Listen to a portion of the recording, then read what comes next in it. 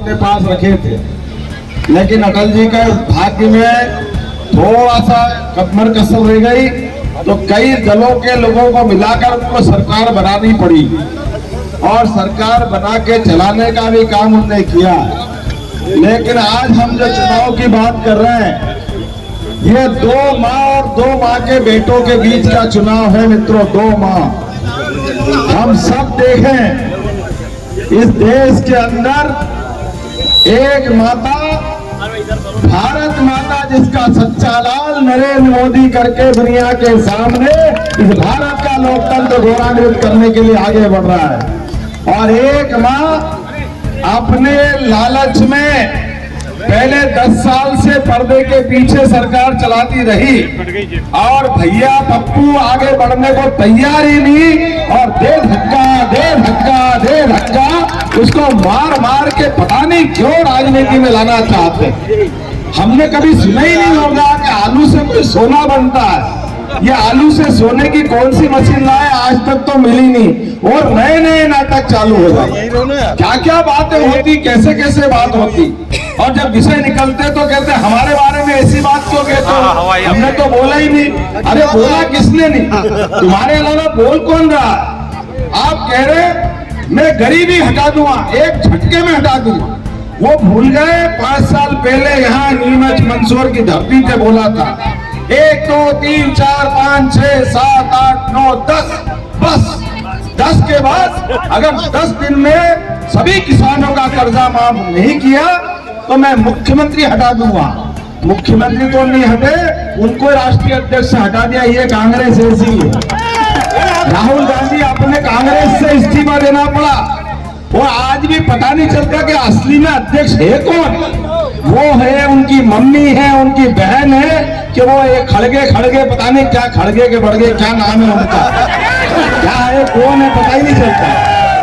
जिनको press conference बिठाते press conference में, और बड़े दुर्भाग्य के साथ कहना पड़ रहा है कि वो प्रेस कॉन्फ्रेंस का संबोधित कर रहे हैं इस भारत की सबसे पुरानी राजनीतिक विरासत के अध्यक्ष, और वो अध्यक्षता के नाते से प्रेस कॉन्फ्रेंस करते, और पास में जयराम रमेश माइक एक तरफ करके अलग कर दा, बस बहुत हो गया, उड़ जाओ, समाप्त हो जाती है।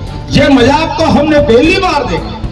इस मजाक के लिए जवाबदार अगर कोई है, वह एकमात्र पार्टी और एकमात्र पार्टी के एकमात्र परिवार जो सबके सब जमानत पे है, कोई जमानत के बगैर नहीं है।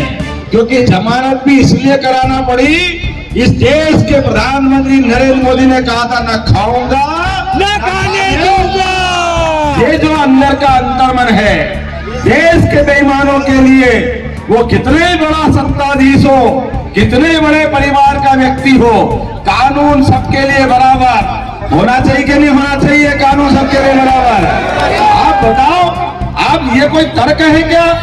हम कैसे इसमें हो सकते हैं? हम तो मंत्री हैं, हम तो मुख्यमंत्री हैं, हम तो सरकार के अंग रहे, हमारे परिवार में 4 प्रधानमंत्री रहे। ये कोई तर्क होता है क्या? ये सब कुतर्क है। इन कुतर्कों के लिए वर्तमान के लोकतंत्र के अंदर और खासकर भारतीय जनता पार्टी के शासन में और नरेंद्र मोदी की सरकार में तो सक्षम ही नहीं है, बिल्कुल सिरे से उड़ाने वाले हैं। अरे आम जनता, गरीबों की जनता, गरीबों के लिए देश की आजादी के पहले याद करो, इस देश के स्वतंत्रता सेनानियों ने, देशभक्तों ने, सबने लंबा संघर्ष इस देश की आजादी के लिए किया। चंद्रशेखर आजाद अपना खुद का बलिदान दिया, भगत सिंह हंसते हंसते फांसी के फंदे पे चढ़ गए।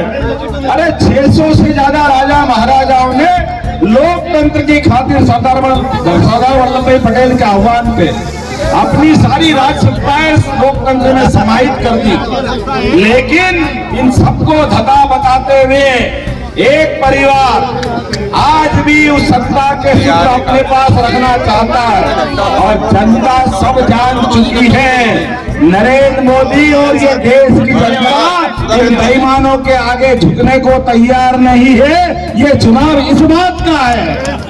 सोनिया गांधी जमानत पे, राहुल गांधी जमानत पे, प्रियंका गांधी जमानत पे, लालू यादव जमानत पे, अरे कौन का नाम ले, जितने साथ पे या तो जमानत पे है या जेल में है, इनके इसके अलावा संसार में इस लोकतंत्र को अपमानित करने के लिए एक देशभक्त, जैसे मैंने कहा, एक माँ का बेटा सच्चे अर्थों में, जिसका खुद का भी पूरे देश में कोई मकान नहीं है।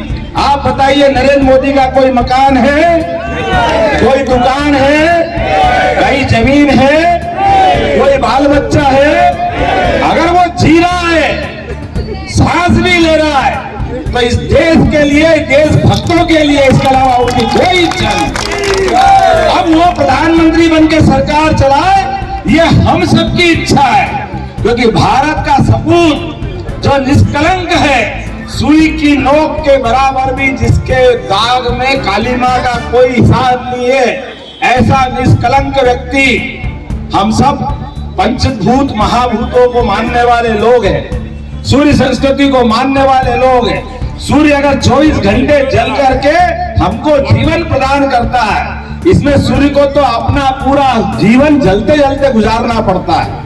या तो हम उनसे सीखते हैं या हवा से सीखते हैं, जो दिखती नहीं है लेकिन जीवन तो प्रदान वही करती।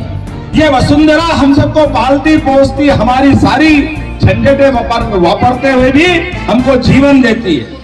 लेकिन ऐसी संस्कृति को लात मारने वाले, अरे सूर्यवंशी महाराजा धीराज भगवान रामचंद्र महाराज की अयोध्या के किनारे भगवान राम, बताओ अब किसके किसके दुश्मन है? कांग्रेस वाले। पहले अंग्रेज जो नहीं कर पाए वो कांग्रेस ने किया, देश का बंटवारे का पाप अगर किसी के माथे पे है तो कांग्रेस के माथे पे है। देश का 2 हिस्से कर दिए, भारत पाकिस्तान 3 हिस्से हो गए बाद में। ये सारा पाप अगर किसी के माथे है तो कांग्रेस के माथे। और कांग्रेस ने उसके बाद जो गलती पे गलती करी, जब देखो जब झूठ बोलना, और झूठ इतनी सफाई से बोलना क्या कुछ उसका हिसाब किताब ही नहीं। मैं आपको एक छोटा सा किस्सा सुनाता, आप भी अपने गली मोहल्ले में जब हाट लगता हो तो देखना, हाट भराता ना, हाट कोई अपने यहाँ कौन से दिन भराता है?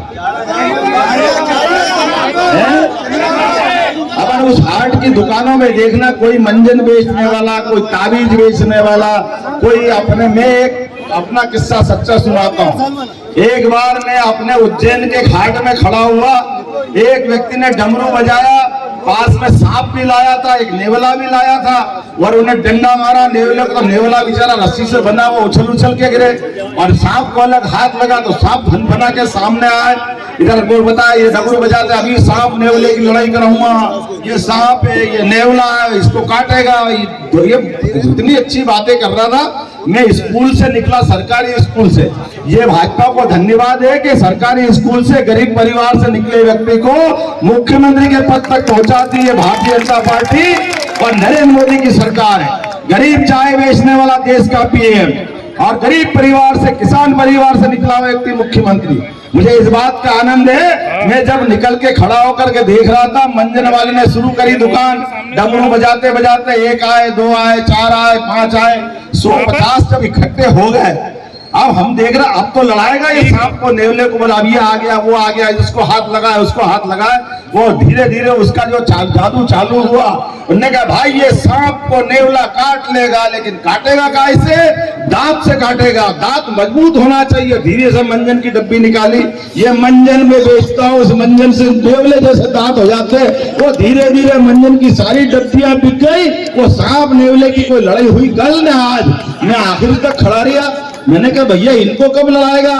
अरे बोले कांग्रेस वाले और हम एक जैसे, हम भी झूठ बोलते, वो भी झूठ बोलते, कोई लड़ाते थोड़ी हम किसी। ये खाली बातें बोलने की है, ये खाली बोलते रहते हैं, ये बोलते रहे गरीबी हटाओ, गरीबी हटाओ। आज तक गरीबी का घर नहीं जानते। ये कहते हैं मैं अभी राहुल गांधी कह रहे मैं एक झटके से गरीबी हटा दूंगा। कोई इनसे पूछे कि भैया 10 साल तुम्हारी मम्मी ने मनमोहन सिंह के पीछे से यूपीए की सरकार चलाई, वो गरीबी नहीं हटा पाई। उसके पहले तुम्हारे पापा राजीव गांधी ने 5 साल सरकार चलाई, उनने भी गरीबी नहीं हटाई। उसके पहले तुम्हारी दादी इंदिरा गांधी ने 17 साल सरकार चले, वो गरीबी नहीं हटा पाई। उसके पहले जवाहरलाल नेहरू तुम्हारे परनाना, उनने 18 साल सरकार चलाई, वो भी गरीबी दूर नहीं कर पाए। लेकिन कैसे बेशरम है, कितने झटके से बोलते हैं, एक बार सरकार बना दो एक झटके से दूर कर देंगे। अरे तुम्हारे चक्कर में पड़ने वाले नहीं है। मैं आप सबसे निवेदन करना चाहता हूं, इस पूरे फैले हुए कीचड़ में जैसे सूर्य हमारे सौर मंडल में चमकता है, ऐसे नेतृत्वकर्ता में पूरे दुनिया के अंदर एकमात्र नेता है जिसका नाम नरेंद्र मोदी है। जोरदार अभिनंदन करो नरेंद्र मोदी के लिए।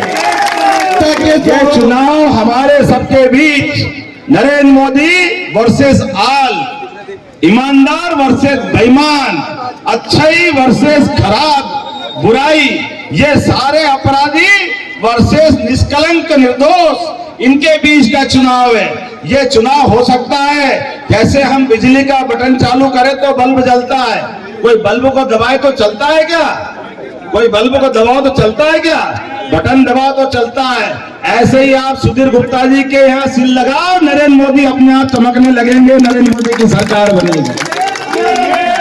भारतीय जनता पार्टी सरकार बनाने के लिए हर एक विधानसभा से मनासा के लिए माफी मांगता हूं आपसे भाई साहब मारू जी, अगली बार आऊंगा। आज हेलीकॉप्टर ने जरा साथ नहीं दिया तो बाय रोड आपके प्रेम के कारण चलाया कि नीमच में जब वादा किया तो निभाएंगे, प्राण जाए पर वचन न जाए, प्रभु रामचंद्र जी ने कहा था। मेरी अपनी ओर से आप सब 13 तारीख के दिन 13 मई कांग्रेस